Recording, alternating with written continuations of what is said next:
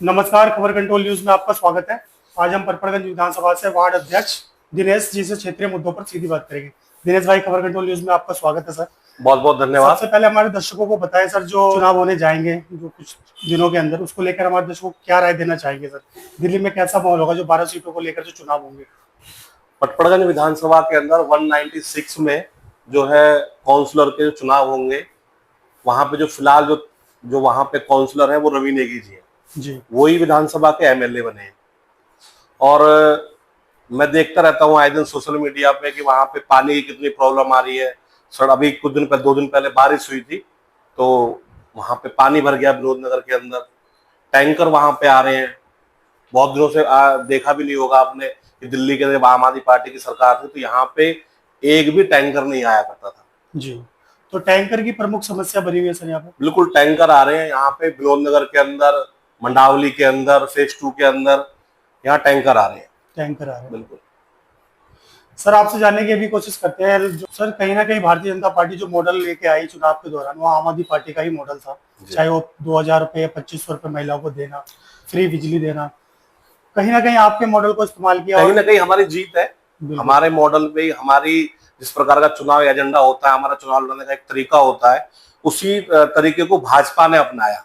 वही पब्लिक से वादे करे गए भी जो जैसे के तैसे जो आम आदमी पार्टी ने आप लोगों को दे रखे हैं, जैसे कि डीटीसी बस में महिलाओं के लिए फ्री है, और महिला ये जो मोहल्ला क्लिनिक है, इसके अलावा बिजली की जो सब्सिडी 200 सब्सिडी जो मिलती है वो मुफ्त मिलती रहेगी। मतलब आम आदमी पार्टी का कोई भी काम बंद नहीं किया जाएगा, ऐसा भाजपा ने कहा था। लेकिन अब देखा, सरकार के आते ही सब चीजों में बदलाव देखने को मिल रहा है। हाँ बिल्कुल बदलाव देखने को मिल रहा है। जैसे कि अभी आप हाल फिलहाल देखो, 10 साल आम आदमी पार्टी की सरकार दिल्ली के अंदर रही।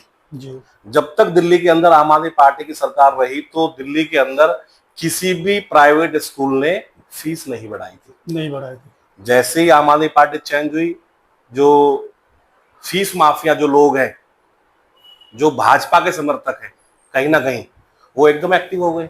जी। और उन्होंने कहीं 10%, कहीं 20%, कहीं 30%।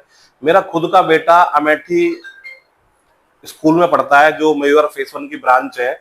उसकी जो फीस में देता था वो तकरीबन 18,000 या 19,000 रुपए देता था मैं 3 महीने की। जी। इस बार मैं 33,000 रुपए दे रहा हूँ, अपने ही बेटे की दे रहा हूँ मैं। तो कहीं ना कहीं जो परिवार अपने बच्चों को पढ़ाना चाहते हैं अच्छी स्कूलों के अंदर, वो कहीं ना कहीं शिक्षा से वंचित रहेंगे। बिल्कुल बिल्कुल। असल में चक्कर कहानी क्या है, कहीं ना कहीं स्कूलों पे, शिक्षा पे कहीं ना कहीं अब आम आदमी इसका बीजेपी का ना प्रभाव है। और ये उनसे कुछ ना कुछ डिमांड कर रहे हैं, जिस डिमांड के चक्कर में उन्होंने फीस बढ़ाई और ये कुछ कर नहीं पा रहे। भाजपा कुछ कर नहीं पा रही है। वहीं सर, बंगाल की बात करें तो बंगाल में दंगे बढ़ते जा रहे हैं। वहां से भी हिंदू पलायन करते जा रहे हैं, अपने क्षेत्र को छोड़ रहे। क्या कहना चाहेंगे, क्या संदेश रहेगा आम आदमी पार्टी का? देखो ममता बनर्जी जो है वो तृणमूल कांग्रेस से है, वो वहां से सीएम है। तो मुझे नहीं लगता कि बंगाल के अंदर अभी ऐसी कोई स्थिति है। वहां पे सरकार बहुत अच्छी चल रही है। और अगर सरकार अच्छी नहीं चल रही होती तो सरकार गिर जाती।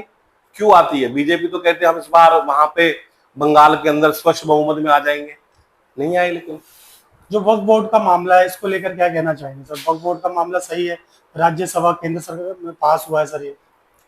देखो, पास तो हुआ है, रात को हुआ है, रात को पास हुआ है, रात को इसकी वोटिंग हुई है।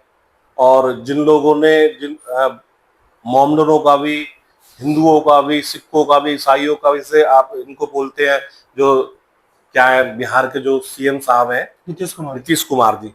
देखो, हर 6 महीने बाद वो बदल जाते हैं, कभी कांग्रेस में आ जाते हैं, कभी उसमें एनडीए में चले जाते हैं। पलटू नेताजी, पलटू नेताजी है वो तो बहुत बड़े। बिल्कुल।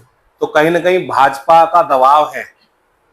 अन्य अपनी अपनी जो सहयोगी पार्टियां हैं ना, जैसे कि नीतीश कुमार जी हैं, चंद्रबाबू नायडू जी हैं, कहीं ना कहीं उनका दबाव है इनके ऊपर भी आप हमारा साथ दीजिए।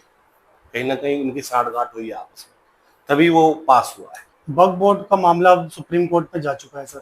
सुप्रीम कोर्ट में अगर एक तरफा, अगर जैसे मान लीजिए मुस्लिम पक्ष में अगर आता है तो, और हिंदू पक्ष में आता है, अगर हिंदू पक्ष में आ जाता है तो मुस्लिम का क्या बयान होगा? वो तो साफ कह रहे हैं हम कोर्ट को भी नहीं मानेंगे अगर उनके पक्ष में आता है तो।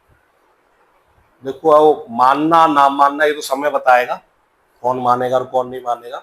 कानून का पालन तो सबको करना चाहिए। क्योंकि सर्वोच्च न्यायालय जो भी अपनी तरफ से जो हमें विश्वास है उनके ऊपर कि वो जो भी बात बोलेंगे, जो भी अपना वो स्टेटमेंट देंगे, वो जनता के हित में होगा और देश के हित में होगा। कहीं ना कहीं जनता पछता रही है, मैंने सर्वे भी किया सर, चाहे जो ऑटो रिक्शा हो या बस में महिला जो फ्री टिकटें वगैरह, कहीं ना कहीं उनको परेशानी हो रही है पहले और अब की सरकार के अंदर। हाँ, मैं भी सोशल मीडिया के माध्यम से देखता हूँ कि आए दिन ऑटो वाले जो है वो दिखाते, पहले परमिट पास जो फ्री होता था जी। परमिट का, अब नहीं हो रहा, तो उसके पैसे दीजिए। अभी मैंने एक नया सोशल मीडिया के माध्यम से मुझे पता लगा है कि 10 साल के अंदर ऑटो जो है वो बंद हो जाएंगे। 15 साल था, अब उसे 10 साल 10 साल कर दिया गया उसको। जी। अब मुझे बताइए, गरीब आदमी एक ऑटो खरीद रहा है, उसको 5-7 साल उसकी किस्त चलती है। बिल्कुल। अब 5-7 साल किस्त चलाने के बाद में 2 साल बाद ही वो बंद हो जाएगा, यानी कि इन आदमी कर्जवान ही रहेगा जी। कहीं ना कहीं, या तो बैंकों का उनके ऊपर कर्ज होगा, लोन या जो, हाँ सब जाहिर सी बात है। जाहिर सी बात है। तो लेकिन ये जो हुआ ये गलत हुआ, ऐसा नहीं होना चाहिए। तो क्या लगता है, ये सरकार पूरी तरह से फेल होती दिखती है 2 महीने के अंदर मुझे ही? मुझे तो ऐसा लग रहा है कि कहीं ना कहीं फेल हो रही है, कि सिलेंडर के दाम बढ़ गए हैं, बिल्कुल। पेट्रोल डीजल के दाम बढ़ गए हैं। पानी की अगर बात की जाए तो ये जहां मैं रहता हूँ, वार्ड नंबर 197 पटपड़गंज के अंदर, यहाँ पे रात भी मुझसे लोग कह रहे थे, भैया हमारे यहाँ पिछले 4 दिन से पानी नहीं आ रहा है। अगर पानी नहीं आ रहा है तो पानी की जिम्मेदारी इनकी बनती है, पानी क्यों नहीं आ रहा है। जो मौजूदा विधायक है नेगी साहब, उन्होंने जीतने के पश्चात ध्यान दिया क्षेत्र में? देखो, रवि नेगी जी के बारे में तो मैं इतना कहना चाहूंगा, जहां भी कभी मैं उनकी वीडियो देखता हूं तो वीडियो केवल वो एक ही उनकी देखता हूं मैं, हिंदू और मुस्लिम, वो एक ही बात करते हैं, हिंदू मुस्लिम। जैसे कि नवरात्रे आ गए, भाई मीट नहीं बिकना चाहिए, और उसके बाद में अगर कोई त्योहार आ गया, शिवरात्रि आ गई, कोई भी कुछ भी आ गया है, भाई ये मीट नहीं बिकना चाहिए। मतलब उनकी कहानी यही रहती है, हिंदू मुस्लिम बस। तो हिंदू मुस्लिम से देश चलेगा सर? हाँ, यही कार्ड चला रहे हो, बाकी हिंदू मुस्लिम देश को चलने वाला है नहीं ऐसे। ये देश, भारतवर्ष को वर्ल्ड पूरा जानता है कि भारत एक जो है धर्मनिरपेक्ष राज्य देश है। अंत में आपसे यही दिनेश जी जानना चाहेंगे, अगर पार्टी आपको क्षेत्र का प्रतिनिधित्व करने का मौका दे तो आप करोगे?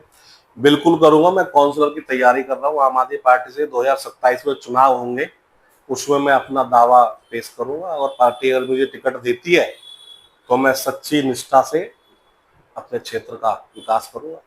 बहुत बहुत धन्यवाद सर, आपका अपने समय निकाल के हमसे बात की, शुक्रिया, धन्यवाद। बहुत बहुत धन्यवाद। Thank you. Thank you.